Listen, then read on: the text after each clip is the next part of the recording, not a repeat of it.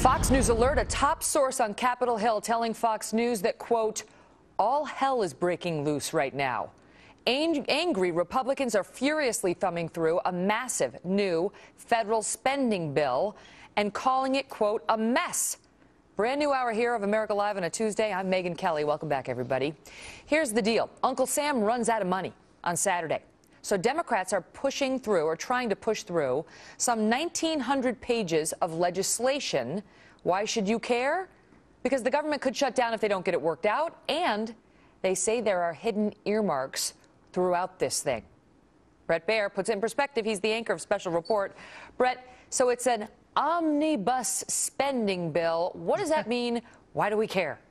All right, here's the deal. The House passed what's called a continuing resolution. This was to fund the government through next year at the existing levels. It's actually less than what the administration was asking for. What Senate Democrats are trying to do now is have this omnibus spending bill. It's a spending bill. Since they didn't pass any appropriations bills or a budget, they're trying to stuff it all in here at the end for 1 year. And it is larded up, according to many sources, with a ton of earmarks and also some interesting spending provisions. Now, we're trying to get through this. This just dropped this afternoon, and it is right here. 1,924 pages. Now, remember the election where it was all about making things easier to understand, making sure there aren't behind-the-scenes, closed-door dealings to slip things into massive bills? Look at this thing. This thing was just dropped, and right now there is mass pandemonium on Capitol Hill trying to go through this because the Democrats in the Senate, are going to try to bring this to the floor in what's called a cloture vote to move forward with it to try to fund the government by Saturday.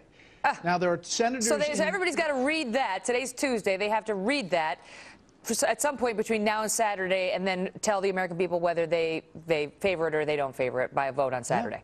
And Senators Coburn and DeMint, both Republicans, are apparently going to request or insist that this entire thing be read on the Senate floor so that everyone hears aloud. And listen, I could thumb through this. We could take the rest of the show if you'd like. Let's start. Why don't you read a little? Let's just see how exciting it is. Does it kick off with a bang? Does it reel you in from the beginning?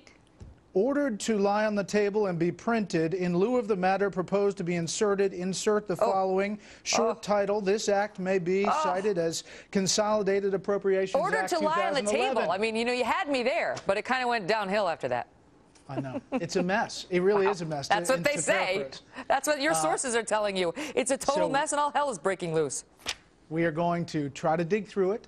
We're going to talk to as many people up on Capitol Hill as we can and see where this goes. Because, as you mentioned, the deadline is Saturday. Your deadline is 4 hours away. Special Report airs at 6 p.m. Eastern. We expect a full report on what's in there, especially those earmarks, Bret. We'll be looking forward to that. You got it. Thank you. Well, also developing on Capitol Hill right now, a final Senate vote is coming soon on the president's deal with Republicans to extend the Bush tax cuts. If it passes, it will then open up debate in the House. That's where the problem is. In the House, they think it's going to go through in the Senate. Problem-free, really. And that means within 24 hours, millions of Americans may finally know if they're going to face a tax hike next year or not.